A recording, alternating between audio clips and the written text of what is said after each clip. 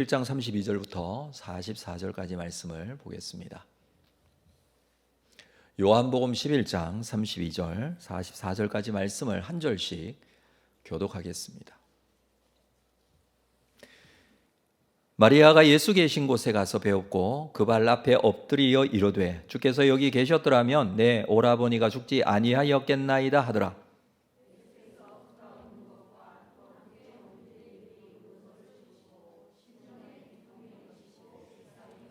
이르시되 그를 어디 두었느냐 이르되 주여 와서 보옵소서 하니 이에 유대인들이 말하되 보라 그를 얼마나 사랑하셨는가 하며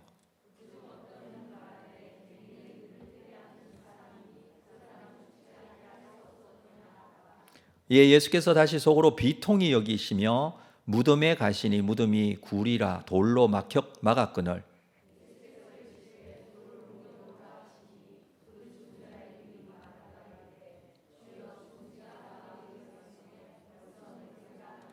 예수께서 이르시되 내 말이 네가 믿으면 하나님의 영광을 보리라 하지 아니하였느냐 하시니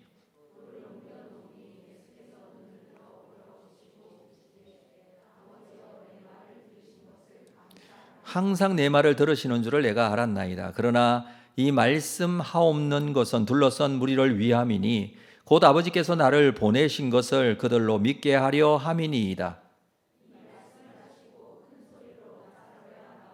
함께 읽습니다. 죽은 자가 수족을 배로 동인 채로 나오는데 그 얼굴은 수건에 쌓였더라.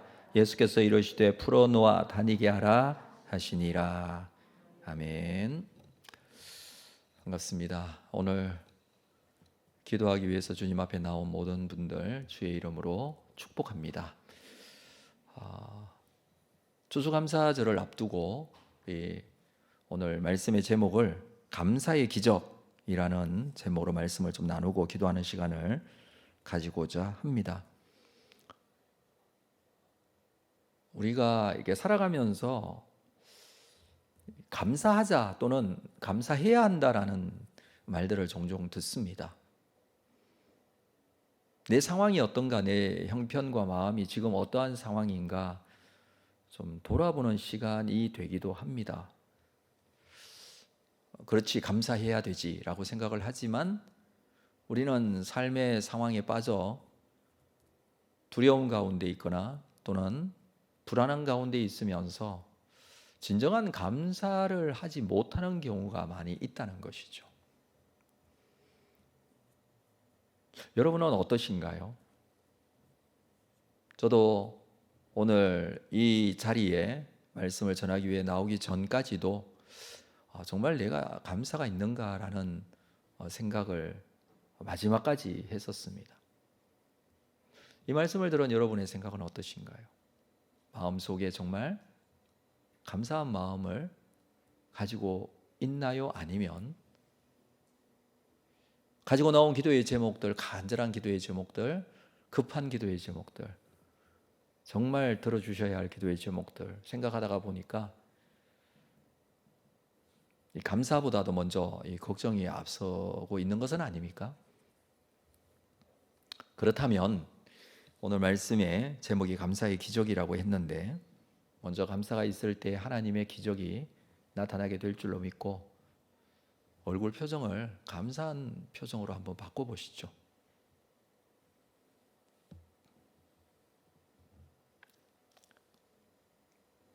자, 오늘 본문의 말씀은요, 예수님의 지상생애 중에서 가장 가슴이 무겁고 답답했던 한날의 모습을 사실 보여주고 있는 내용입니다. 예수님의 친구가 죽었습니다. 바로 나사로이죠. 나사로는 마르다, 마리아와 함께 오빠와 두 자매가 살고 있었던 이 집, 나사로의 집에는 예수님께서 즐겨 찾으셨던 집이었습니다. 베다니에 살고 있었던 이 가정, 예수님께서 이 예루살렘에 오실 때마다 들렀던 가정입니다. 어떻게 맺어진 관계인지는 정확하게 성경에 나와 있지 않지만 여러 상황들을 두고 볼 때에 굉장히 가까운 사이였다라는 것이었고 또 뿐만 아니라 가족 같은 친구 사이였다는 것을 우리가 알 수 있습니다. 그런데 이 가정의 가장격인 나사로가 죽었습니다. 젊은 나이에. 33절을 한번 볼까요? 자, 이때에 예수께서 그가 우는 것과 또 함께 온 유대인들이 우는 것을 보시고 심령에 비통히 여기시고 불쌍히 여기셨다. 지금 장례식에 왔었는데 예수님께서는 이 상황을 보고 심령에 비통히 여기고 불쌍히 여기시는 그런 마음을 표현하고 있습니다. 비통히 여긴다, 이 단어를 보니까 매우 분노하다는 뜻을 가지고 있어요. 마음의 화가 막 그때의 그 친구의 죽음, 이 나사로의 죽음을 보고 마음의 상태가 화가 날 정도였다라는 것입니다. 그냥 우리가 말씀을 보고 우리가 결과를 알고 있으니까 예수님 다시 살리실 거니까 그냥 마음에 평안하게 와서 그래 내가 살릴 거니까 조금만 참아라 이렇게 한 것이 아니에요. 예수님은 철저하게 사람으로 이 땅에 사시면서 그때 똑같이 친구를 잃어버리고 가까운 사람을 잃어버린 그 슬픔의 마음을 그대로 가지고 계셨어요. 그 상황이 바로 비통히 여기셨다, 불쌍히 여기셨다라는 이 단어는요, 함께 뒤흔들다라는 뜻을 가지고 있습니다. 마음의 상태가 이랬다라는 것을 표현해 주고 있는 게 비통히 여기시고 불쌍히 여기시고 그렇게 하셨다라는 것입니다. 38절에서도 예수님께서는 속으로 비통히 여기셨다라는 표현을 하고 있습니다.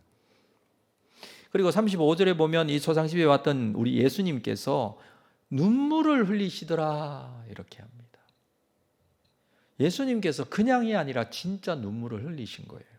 눈물을 흘리다, 다크리오라는 이 단어는 울다라는 뜻입니다. 실제로 우셨어요.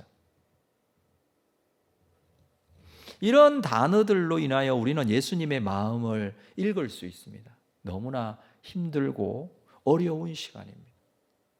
슬픈 시간입니다. 그런데 이런 상황에서 예수님께서 기도하시는 장면이 오늘 본문에 나와 있는데 41절을 한번 볼까요? 41절 말씀 같이 읽습니다. 시작. 돌을 옮겨 놓으니 예수께서 눈을 들어 우러러 보시고 이르시되 아버지여 내 말을 들으신 것을 감사나이다.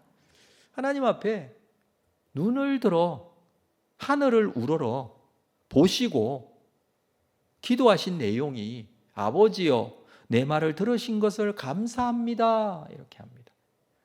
제일 먼저 감사합니다 이렇게 표현을 하고 있습니다. 예수님의 기도가 감사로 시작을 하고 있습니다. 이런 상황에서 앞에 비통해하고 불쌍히 여기시고 눈물을 흘리시면서 어떻게 기도의 내용에서 먼저 감사의 표현이 나왔을까? 이 형편 속에서 감사가 가능할 수 있을까? 우리가 좀 생각해 볼 수 있습니다. 예수님의 기도는요, 예수님의 기도의 내용을 보면 가장 우선적인 것은 하나님과의 영적인 교제로 이루어지고 있다는 것이 중요합니다. 기도가 무엇입니까, 여러분? 기도 제목을 하나님께 아뢰는 것이 기도의 전부입니까? 기도는요, 하나님과의 영적인 교제예요. 여러분, 우리 사랑방에서 사랑방 식구들과 함께 나눔을 하죠. 교제하죠. 그렇지 않더라도 개인적으로 만나 기도 제목을 나누거나 교제하죠. 또는 사람들과 만나서 찻집에 앉아서 차를 마시면서 이야기하는 경우 많이 있지 않습니까? 일부러 시간을 그렇게 가지는 경우들이 있죠. 이 교제라는 이 상황을 한번 생각해 보십시오. 예수님께서는 예수님의 기도가 하나님 아버지와 영적인 교제가 이루어지고 있는 것으로 삼으셨다라는 것입니다. 관계가 이루어지고 있는 것으로 삼으셨다는 거예요. 이게 기도의 시작이었어요. 그래서 41절에 보면 눈을 들어 우러러 보시고 하나님을 보는 것입니다. 하나님을 보는 것. 물론 우리가 눈을 든다고 해서 하나님이 보이는 것은 아니에요.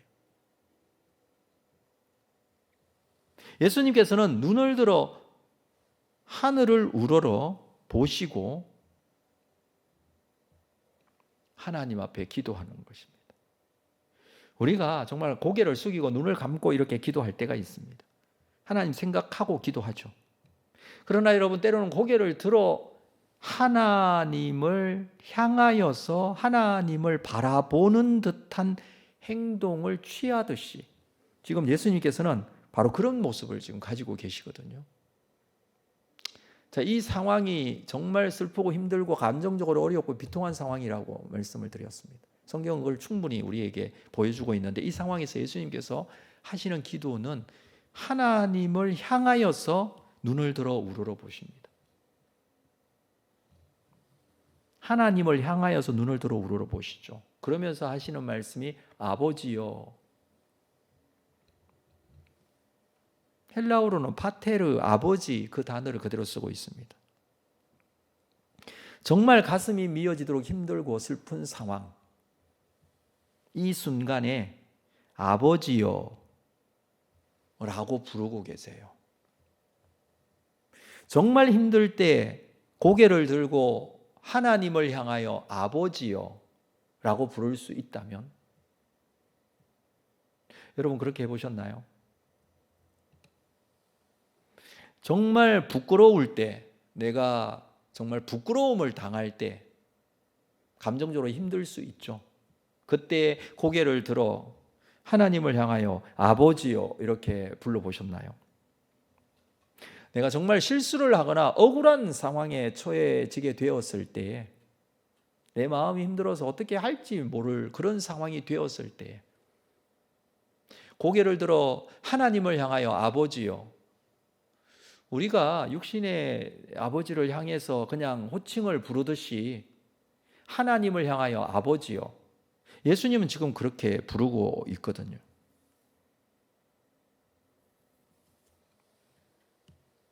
사람이 극한 상황에 도달하게 되면 누군가의 도움이 정말 절실합니다. 한계 상황이 왔을 때, 뭔가 아무것도 할 수 없을 때 도움이 필요할 때가 있지 않습니까? 앞에서 말씀드렸다시피 힘들고 답답할 때, 부끄러울 때, 실수할 때, 때로는 억울할 때, 뭔가 도움이 필요할 때, 내가 할 수 없을 때, 그때 예수님의 이 기도의 모습이 여러분 어떻게 느껴지십니까? 아버지요.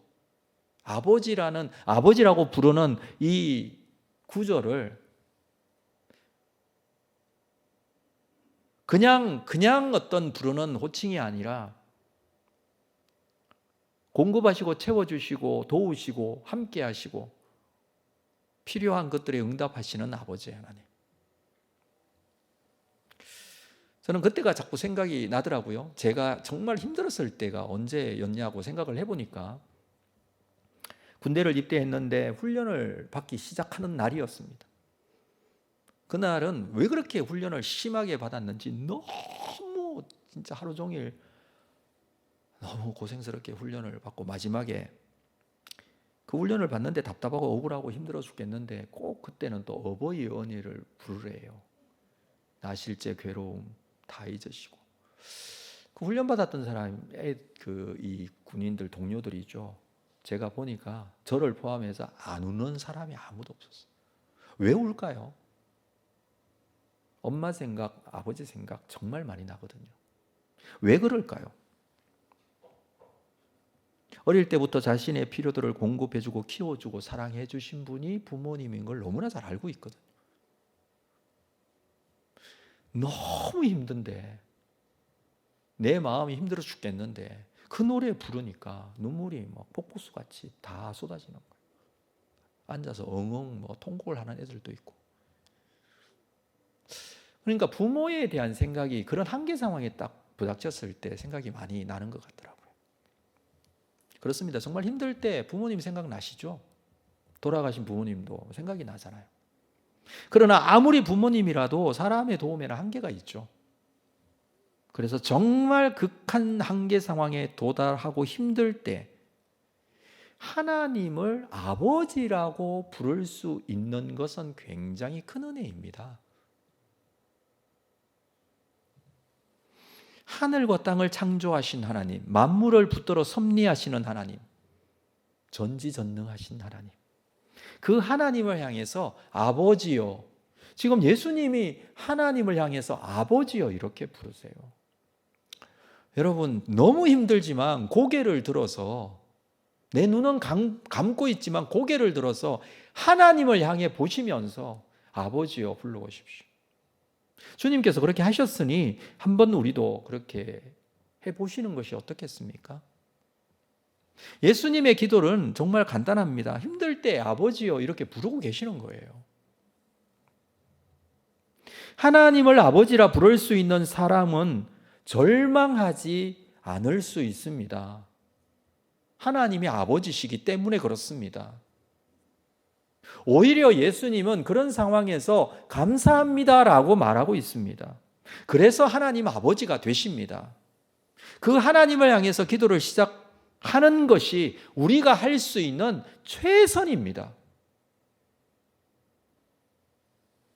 41절에 주님께서 그렇게 말씀하셨죠. 아버지여, 내 말을 들으신 것을 감사합니다.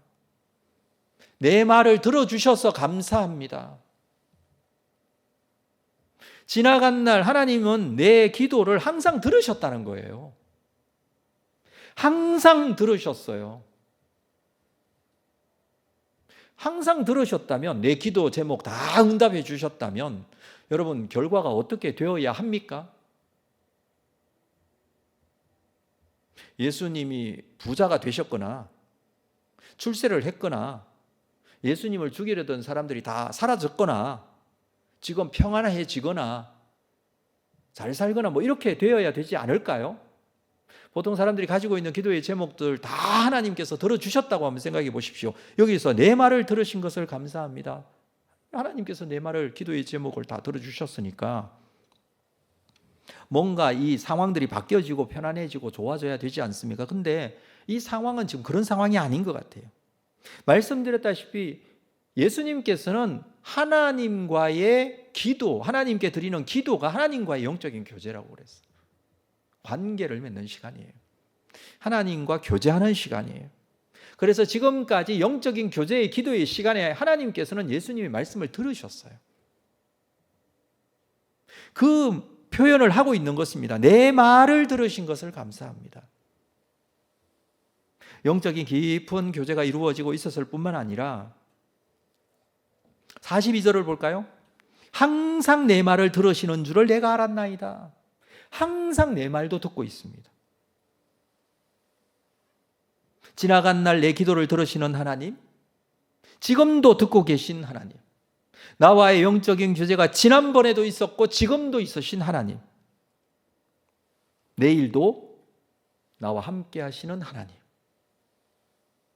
예수님은 이런 상황에서 감사가 고백이 될 수 있는 것은 늘 하나님과의 영적인 깊은 교제가 이루어지고 있기 때문에 그렇습니다. 그래서 그 하나님을 향하여 이 힘들고 어려운 시간에 아버지라고 부르고 있습니다.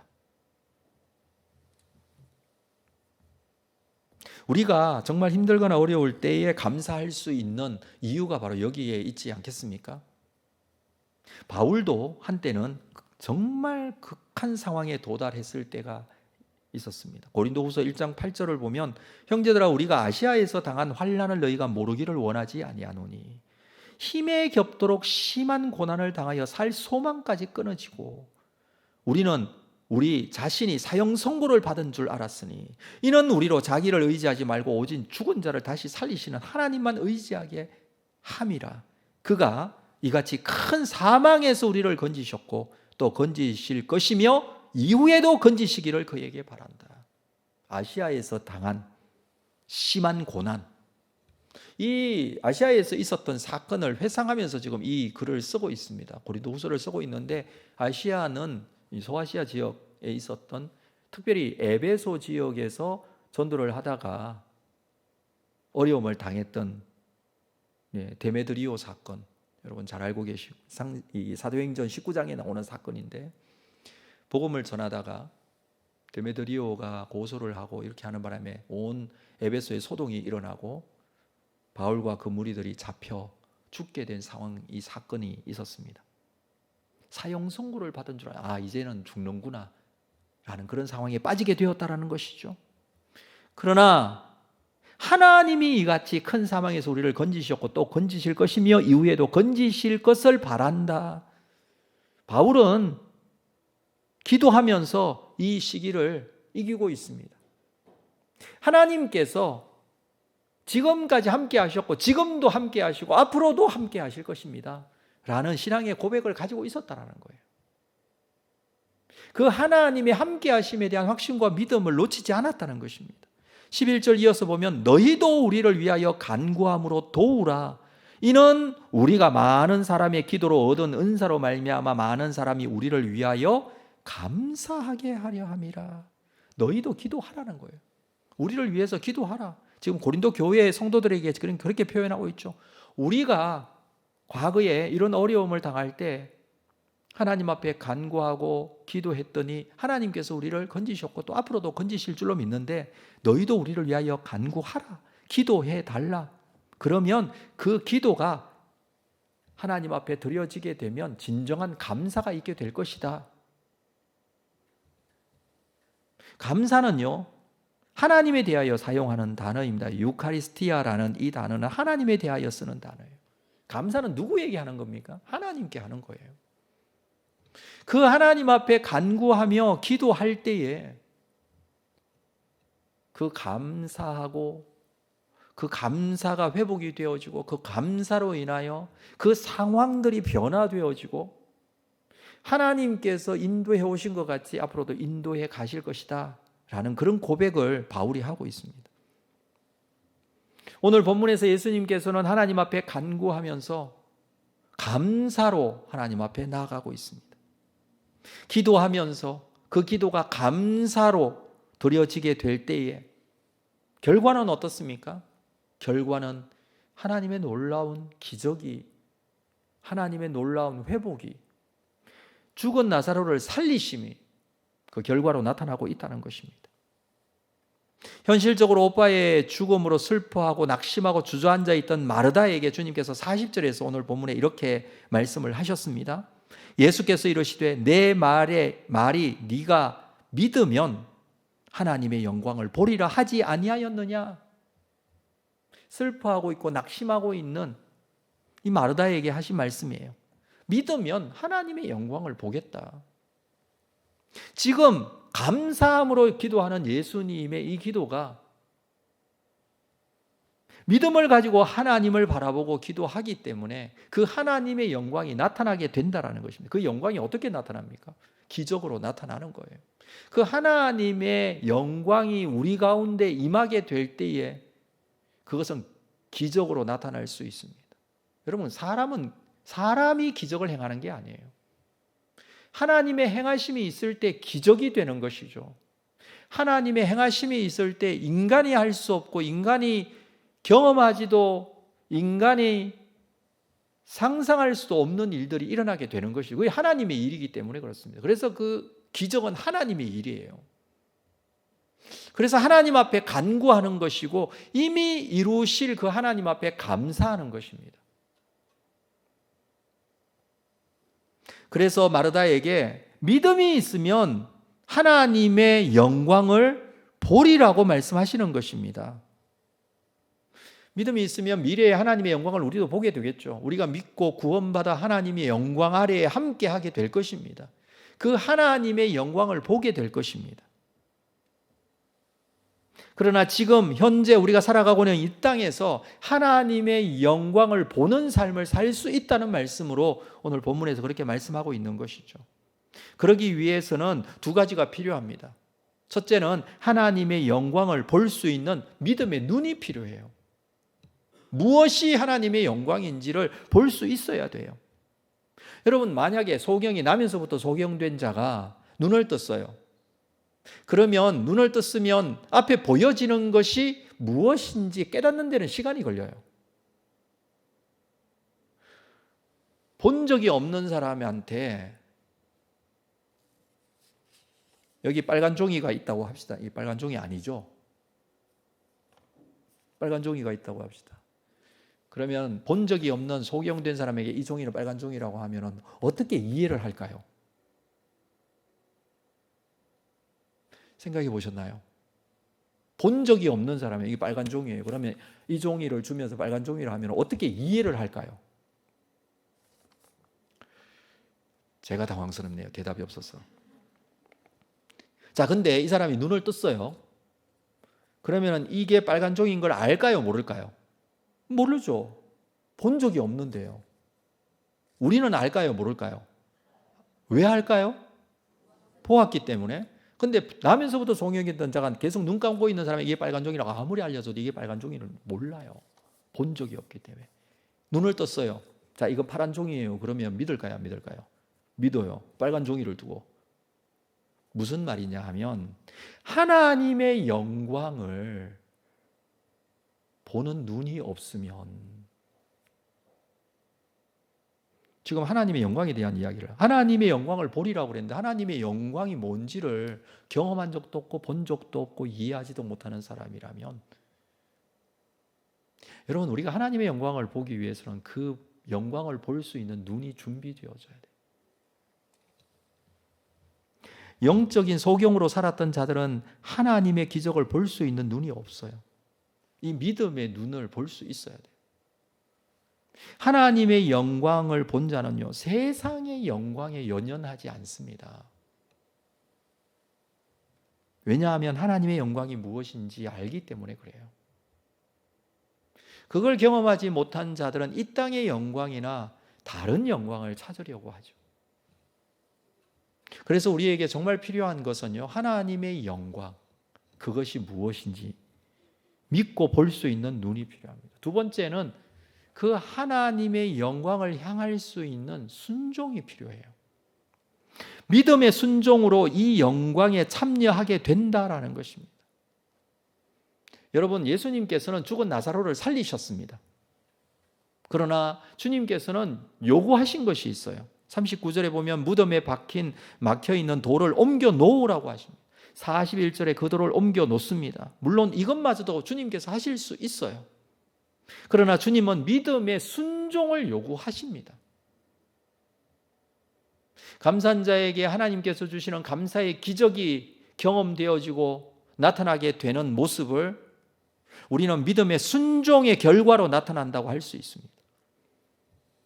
하나님께서는 이 믿음의 순종을 요구하실 때가 많이 있으셨어요. 이스라엘 백성들이 애굽에서 나와서 하나님께서 모세를 통하여 홍해를 가르시고 홍해를 건너게 하셨습니다. 40년 후에 가나안에 들어갈 때 요단강을 건널 때에 제사장의 발이 요단에 들어갈 때 요단강이 갈라지는 모습을 성경에서 기록하고 있습니다. 발이 요단강 물에 들어갈 때에 물이 갈라지기 시작했습니다. 믿음의 순종은 이와 같다라는 것입니다. 다니엘의 세 친구가 풀무불에 던져졌을 때에 그들은 그때까지 그리 아니하실지라도 나를 구원하실 하나님, 그 하나님을 신뢰했습니다. 던져지는 때까지 순종했던 것이죠. 하나님께서는 풀무불에서 건져주셨습니다. 가나안 혼인잔치, 물을 떠서 포도주가 될 줄로 믿고 떠다 주라는 말씀에 순종할 때에 믿음의 기적이 나타나게 되었죠.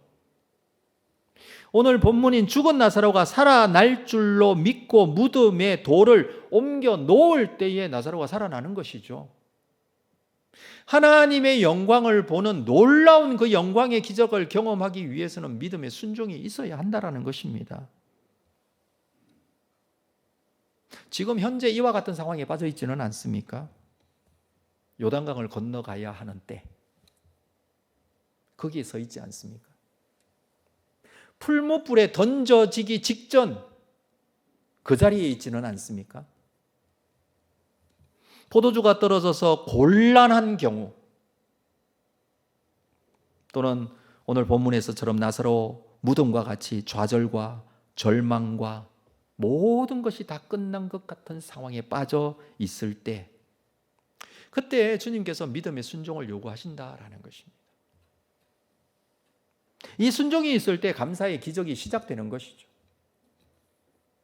이런 어려운 상황 속에서 예수님께서는 감사의 기도를 하나님께 드리면서 그 기도는 이미 하나님과의 영적인 깊은 교제가 있었던 기도였고, 하나님께서는 예수님의 기도를 통해서 놀라운 이 감사의 기적, 나사로가 다시 살아나는 기적을 행해 주셨습니다. 우리의 삶의 현장에서도 이러한 감사의 기적의 현장, 우리의 영적인 것이 하나님의 영광이 무엇인지를 깨닫는 그런 믿음의 눈과 뿐만 아니라 믿음의 순종으로 인하여 나타나게 되는 하나님의 놀라우신 이 감사의 기적이 있게 될 줄로 믿고, 오늘도 이 은혜로 하나님 앞에 감사로 나아가는 여러분 되셨으면 좋겠습니다. 우리에게 감사가 진정으로 회복되어서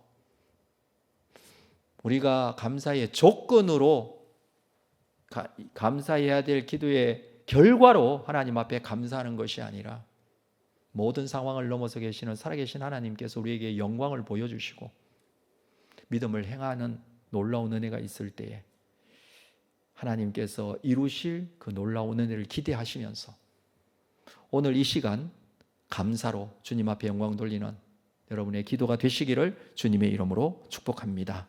기도하겠습니다. 하나님, 기도의 제목을 가지고 주님 앞에 나아갑니다. 오늘의 기도의 제목은 감사의 기도의 제목입니다. 오셔서 우리 가운데 함께 하시고 살아왔던 지난 날들을 돌아보면서 또 앞으로 이루실 하나님의 놀라운 은혜를 경험하면서 주님 앞에 거룩하게 세워지는, 그리하여 하나님께서 회복하시고 치유하시고 고치시고 역사하시는 놀라운 은혜를, 이 믿음의 결과들을, 그 믿음의 응답들을 경험하는 귀한 시간이 될 수 있도록 하나님 함께하여 주시기를 원합니다. 각자의 심령 가운데 주의 성령으로 주장하여 주옵소서. 함께 하실 줄로 믿습니다. 예수님의 이름으로 기도합니다. 아멘.